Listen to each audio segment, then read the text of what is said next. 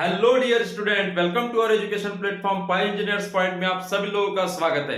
आज की जो हमारी इंपॉर्टेंट मेथड है वो है बेटा conjugate beam method for determining slope and deflection. Slope और डिफ्लेक्शन को फाइंड आउट करने की सबसे स्ट्रांग मेथड में से एक मेथड है आपकी कॉन्जुगेट बीम मेथड। तो आप लोग इस लेक्चर का पूरा आनंद लीजिए, मजा लीजिए, एंड तक आप लोगों को देखना है, ठीक है। उसके पहले आप लोग चैनल को सब्सक्राइब कर दें, जिन्होंने अभी तक नहीं किया है वो जरूर कर दें, ठीक है। चलिए बढ़ते हैं आगे, टाइम वेस्ट करना नहीं है। कॉन्जुगेट बीम मेथड हमें आज पढ़ना है। तो इसका एक और नाम है जो हम लोग जनरली जानते हैं, वो है बेटा फ्यूनिकुलर। नोट कर ले इसे, funicular analogy method, funicular analogy method, ठीक है। या फिर मेथड ऑफ इलास्टिक वेट्स, और एक नाम है इसका मेथड ऑफ इलास्टिक वेट। बहुत ही इंपॉर्टेंट है, method of elastic weight, elastic weight, यह एक इसका इंपॉर्टेंट नेम है ना। ये दोनों नाम को याद रख लो, किसी भी कंपटीशन एग्जाम में पूछा जा सकता है। तो देखिए इसका मीनिंग क्या है कॉन्जुगेट बीम मेथड का। देखिए इसमें क्या करते हैं, स्टेप्स मैं इसकी लिखवा देता हूं कि आप लोगों को स्टेप्स याद होना चाहिए। इसमें स्टेप्स क्या होती है ध्यान दीजिएगा। फर्स्ट स्टेप होती है कि ड्रॉ बेंडिंग मोमेंट डायग्राम। आपको सबसे पहले क्या करना होता है, बेंडिंग मोमेंट डायग्राम ड्रॉ करना होता है, ड्रॉ बेंडिंग मोमेंट डायग्राम। इसके बाद जितने भी ऑर्डिनेट्स हैं, जितने भी वैल्यूज हैं आपके मोमेंट की, उन सभी वैल्यूज को आपको क्या करना है, फ्लेक्चरल रिजिडिटी से डिवाइड करना है। तो ऑल ऑर्डिनेट किससे डिवाइड करेंगे, divide all ordinates, divide all ordinates of bending moment, मैं शॉर्ट में लिख रहा हूं bending moment, divide all ordinates of bending moment by flexural rigidity, by flexural rigidity, flexural rigidity. Note कर ले इस पॉइंट को, क्या होता है फ्लेक्चरल रिजिडिटी, EI की वैल्यू को फ्लेक्चरल रिजिडिटी बोला जाता है, पता है आप लोगों को। ये करने के बाद आपको शियर फोर्स निकालना है by help of loading diagram. तो इस डायग्राम को जब आप डिवाइड कर देते हैं तो इसके बाद जो डायग्राम मिलेगा वो मेरा लोडिंग डायग्राम होगा, है ना। तो ये जो न्यू डायग्राम होगा, है ना, ये होगा आपका लोडिंग डायग्राम। क्या होगा बेटा, इसका लोडिंग बेंडिंग मूवमेंट डायग्राम होगा, ठीक है, ये जो बनेगा। तो थर्ड कंडीशन में हम क्या करते हैं, थर्ड कंडीशन में हम क्या करेंगे, calculate shear force, calculate shear force, shear force calculate कर लेंगे किसकी हेल्प से, बाय लोडिंग डायग्राम, है ना। Calculate shear force by help of loading diagram, bending moment, bending moment loading diagram, bending moment loading diagram. इसकी help से आप क्या करेंगे, शियर फोर्स डिटरमाइन कर लेंगे, ठीक है। शियर फोर्स डिटरमाइन करने के बाद अब आप क्या करोगे, फोर्थ जो केस है आपका, बेंडिंग मोमेंट डिटरमाइन कर लोगे, है ना। डिटरमाइन और एस्टिमेट या calculate, determine bending moment using loading diagram, using loading diagram. तो ये जो है बेसिक स्टेप्स हैं इस मेथड्स की। तो there are 4 basic methods. Draw bending moment diagram, सबसे पहले बेंडिंग मोमेंट डायग्राम बनाना है। देखिए जैसे कि एग्जांपल में मैं समझा दे रहा हूं, ये आपकी कैंटिलीवर बीम है, कैंटिलीवर बीम के ऊपर ये लोड लगा है P और लेंथ है L। तो इसका लोडिंग बेंडिंग मोमेंट डायग्राम कैसे बन जाएगा बेटा, इस तरह से बन जाएगा। और ये जो हाइट होगी ये क्या होगी, PL, और कैसी होगी, निगेटिव होगी, निगेटिव ही होती है। आप लोगों को बताया बेंडिंग मोमेंट डायग्राम, यहाँ पे एंड में 0 और फिक्स पे पूरा का पूरा बेंडिंग मोमेंट आ जाता है। फोर्स इनटू लेंथ कर देंगे तो आपका यहाँ का मोमेंट आ जाएगा। तो यहाँ का मोमेंट कितना हो जाएगा, लोड इनटू डिस्टेंस PL। तो PL निगेटिव होता है, क्यों, क्योंकि ये बीम को इस तरह से घुमाने की कोशिश करेगा। कौन सा शेप बना, कॉनकेव शेप। तो कॉनकेव शेप में आपका बेंडिंग मोमेंट कैसा होगा, निगेटिव होगा। अंडरस्टैंड, यूनिवर्सल ये साइन कन्वेंशन है, ठीक है, इस तरीके से किया जाता है। तो ये निगेटिव बन गया। अब इसको क्या करेंगे, इसकी इलास्टिसिटी और आपका मोमेंट ऑफ इनर्शिया होगा इस सेक्शन का, इस बीम का, इस बीम का इलास्टिसिटी और I गिवन होगा, तो इन दोनों का जो मल्टीप्लिकेशन होता है उसी को क्या बोला जाता है, फ्लेक्सुरल रिजिडिटी। तो इससे इसको डिवाइड कर देंगे। देखिए एक ही कंपोनेंट है, यहीं का मूवमेंट है बस पीएल, यहाँ पे मूवमेंट कितना है 0, तो यहाँ कोऑर्डिनेट 0 है, यहाँ कोऑर्डिनेट कितना है पीएल, इसको डिवाइड कर देंगे EI से। समझ में आ गई बात? इस तरह से बन जाता है आपका क्या, लोडिंग डायग्राम। इस तरह से क्या बन जाता है, लोडिंग डायग्राम। ये बन गया आपका कॉन्जुगेट बीम। इसी को आप क्या कहेंगे, कॉन्जुगेट बीम कहेंगे। when you divide all ordinates of bending moment with a flexural rigidity, then new diagram is called your conjugate beam। ठीक है, उसी को आप क्या कहेंगे, conjugate beam कहेंगे। अंडरस्टैंड, नोट कर ले इसे। समझ में आ गया कैसे करना है? अब देखिए इसका शियर फोर्स निकालना है। यहाँ पे कितने सपोर्ट हैं, हाउ मेनी सपोर्ट्स, इसमें कितने सपोर्ट है, एक सपोर्ट है, तो पूरा इसका जो लोड होगा, इस डायग्राम का टोटल लोड कहां पे आएगा, इसी सपोर्ट के ऊपर आएगा, एक सपोर्ट के ऊपर। तो यहाँ पे मैं पूरा एरिया लूंगा। और सिंपली सपोर्टेड बीम में क्या होता है, सिंपली सपोर्टेड बीम में दो सपोर्ट होते हैं, तो जो भी इसका डायग्राम बनेगा तो उसको मैं आधा आधा कर लूंगा, सेपरेट कर लूंगा। बात समझ में आ गई? तब शियर फोर्स आपका निकल आएगा। शियर फोर्स क्या होता है, जो सपोर्ट में जो लोड आएगा वही आपका शियर फोर्स होता है ना। तो सिंपली सपोर्टेड बीम में दो सपोर्ट होते हैं, तो यहाँ पे शियर फोर्स यहाँ पे भी आएगा, यहाँ पे भी आएगा। तो जो भी लोडिंग डायग्राम बनेगा उसका आधा पोर्शन यहाँ पे आएगा, आधा पोर्शन यहाँ पे आएगा। ठीक है, क्योंकि लोडिंग डायग्राम को ही क्या बोला जाता है, वेट। इसका जो एरिया निकलेगा, इस एरिया को क्या बोला जाएगा, वेट। तो आधा वेट इसके ऊपर, आधा वेट इसके ऊपर, किसमें, सिंपली सपोर्टेड बीम के केस में। और कैंटिलीवर में पूरे डायग्राम का वेट सीधे एक ही सपोर्ट के ऊपर।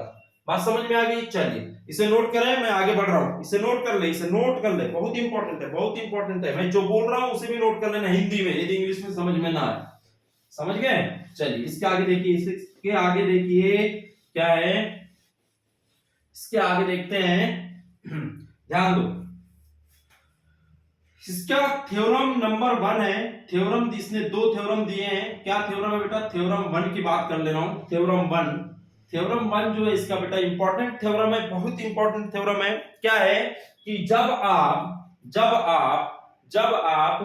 शियर निकालते हैं, शियर फोर्स जो होगा वो स्लोप ऑफ बीम के इक्वल होगा। स्लोप ऑफ बीम, जो भी बीम का स्लोप होगा उसके बराबर हो जाएगा। तो शियर फोर्स जो भी होगा वो किसके बराबर हो जाएगा, स्लोप ऑफ बीम के इक्वल हो जाएगा। तो यहां पे जो थीटा निकल के आता है is equal to shear force, W मान लेते हैं शियर फोर्स, तो किसके इक्वल हो जाएगा बेटा, M/EI, इस के लोडिंग डायग्राम के बराबर हो जाएगा। तो कुल मिला के ये जो बीम है इसमें एरिया निकालना पड़ता है, तो एरिया अपॉन EI निकालना पड़ता है कुल मिला के, तो यही हो जाता है। जो आपका कौन सी बीम है,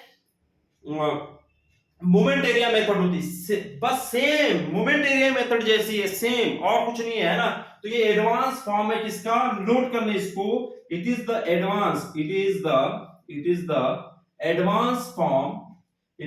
advance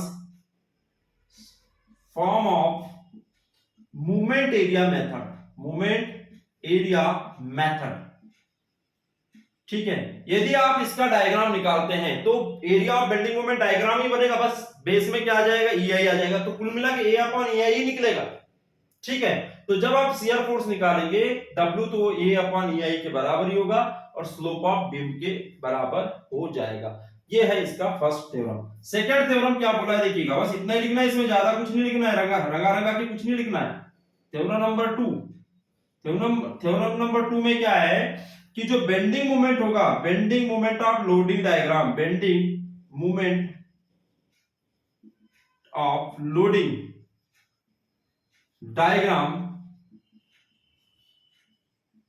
loading diagram is equal to होगा slow deflection, is equal to क्या होगा आपका, deflection. This is the statement, deflection किसके इक्वल होगा बेटा, डिफ्लेक्शन के इक्वल होगा। अब मोमेंट कैसे निकलता है, शियर फोर्स इनटू डिस्टेंस, ही होगा। मैं इसे क्लीन कर रहा हूं, आप लोग नोट कर लेना अच्छे से, है ना। क्या होता है बच्चों, क्या होता है, मोमेंट इज इक्वल टू क्या होता है, फोर्स इनटू डिस्टेंस। तो मोमेंट इज इक्वल टू क्या हो जाएगा यहाँ पे, फोर्स इनटू जो भी डिस्टेंस होगा वो डिस्टेंस। तो फोर्स की वैल्यू ये निकल के आ गई A/EI, है ना, और जो डिस्टेंस होगी उसको मैं क्या मान लेता हूं, x बार। तो ये आ जाता है मेरा मोमेंट और यही होगा y के बराबर। कुल मिला के ये जो मेथड है वो मोमेंट एरिया मेथड के जैसी ही है, सेम है। ठीक है, तो ये हो गया मेरा second statement of this theorem conjugate beam method. Understand क्या होती है कंजुगेट बीम मेथड, समझ में आया? चलिए फटाफट मैं एक सिंपल सा न्यूमेरिकल ले रहा हूं कैंटिलीवर बीम का, है ना, और मैं समझा के बता देता हूं कि कैसे हम सॉल्व करते हैं। ठीक है, चलिए इसे आप लोग नोट कर लीजिएगा अच्छे से, मैं क्लीन कर रहा हूं, आप लोग वीडियो को पॉज करके देखते रहें और लिखते रहें। ठीक है, ठीक है, सारे स्टेटमेंट लिख ले अच्छे से। कैंटिलीवर बीम ले रहा हूं मैं, देख लीजिएगा कैंटिलीवर बीम है ये मेरी, लोड लगा दिया P, लेंथ ले लिया L, इसका बेंडिंग मोमेंट डायग्राम बनाऊंगा तो ये बन जाएगा इस तरीके से, यहाँ पे आ गया PL और ये होगा नेगेटिव बिकॉज कि यहाँ पे हॉगिंग मोमेंट होगा, हॉगिंग मतलब नेगेटिव। ठीक है, तो ये होगी यहां से यहां तक की लेंथ L। ठीक है, ये हो गया मेरा बेंडिंग मोमेंट डायग्राम। ठीक है, अब इसको मैं EI से डिवाइड कर दूंगा तो ये हो जाएगा इस तरीके से, EI से डिवाइड कर दूंगा तो क्या आ जाएगा बेटा PL अपॉन EI। इसकी फ्लेक्सुरल रिजिडिटी जो है वो EI है इस बीम की, है ना, इस बीम का नाम है AB बीम और क्या है ये कैंटिलीवर बीम। कैंटिलीवर बीम जब आपके एंड के ऊपर क्या लगा हो, पॉइंट लोड लगाओ, इस तरीके से बन गया। मैंने बस इस ऑर्डिनेट को EI से डिवाइड कर दिया हूं। यहाँ पे ऑर्डिनेट कितना है 0, यहाँ पे मूवमेंट 0, यहाँ पे मूवमेंट मैक्सिमम, तो PL अपॉन EI, यहाँ पे कुछ वैल्यू होती तो यहाँ पे भी फिर EI से डिवाइड करना होता। तो इसका एरिया कितना हो जाएगा बेटा, एरिया कितना हो जाएगा इसका 1/2 इंटू यहां से आगे की लेंथ कितनी है L, है ना, 1/2 into height upon height into height क्या है माइनस में, तो माइनस इंटू लेंथ L है, तो यहां पे आ गया आपका PL स्क्वायर अपॉन 2EI, किसमें माइनस में, एरिया, है ना। और एरिया ही क्या होगा, एरिया ना लिख के हम क्या लिखेंगे, शियर फोर्स। एरिया ना लिख के हम क्या लिखेंगे, शियर फोर्स। यहां पे भी क्या लिखेंगे, शियर फोर्स। और शियर फोर्स ही क्या होता है बेटा, इसमें शियर फोर्स ही क्या होता है, स्लोप। इसीलिए स्लोप इज इक्वल टू क्या हो जाएगा, minus PL square upon 2EI। Minus क्यों आया, क्योंकि एंटी क्लॉकवाइज डायरेक्शन में रोटेशन हो रहा है। देखिए बीम इस तरह से घूमेगी, मतलब ये इस तरह से, ठीक है, इस तरह से घूमेगी, है ना, कॉन्केव शेप बना रही, इसलिए नेगेटिव आ रहा है। तो नेगेटिव साइन से घबराना नहीं है, इसको आप प्लस भी लिख सकते हैं, कोई दिक्कत नहीं। तो PL स्क्वायर अपॉन 2 है, ये आ गया आपका स्लोप। तो ये स्ट्रॉन्ग मेथड है, सिंपली सॉल्व हो जाती है।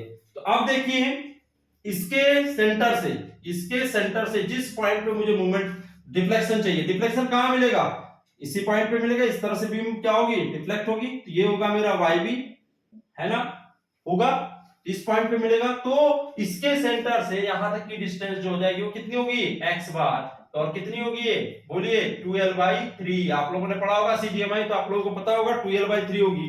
तो यहां से मोमेंट जो आ जाएगा वो कितना आ जाएगा बेटा, मोमेंट कितना आ जाएगा, देखिए शियर फोर्स कितना है, PL square upon 2EI into distance होगी कितना 2L/3। तो ये आ गया मेरा PL क्यूब, 2 से 2 कट गया, अपॉन 3EI। तो ये हो गया मेरा डिफ्लेक्शन Y, जिसे आप मूवमेंट को क्या कहते हैं, डिफ्लेक्शन कहते हैं। अंडरस्टैंड, मूवमेंट को क्या कहते हैं बेटा, इसमें डिफ्लेक्शन कहते हैं। तो this is very simple method, very easy method, आप लोगों को समझ में आ गया होगा। तो मैं लेक्चर को अब एंड करता हूं, आप लोग इस मेथड को यहां तक ही याद रखें। दूसरी बात, ये जो मेथड है बेटा सिंपली सपोर्टेड बीम के लिए डायरेक्टली अप्लाई कर सकते हैं इस मेथड को। किसके लिए, सिंपली सपोर्टेड बीम के लिए आप डायरेक्टली अप्लाई कर सकते हैं।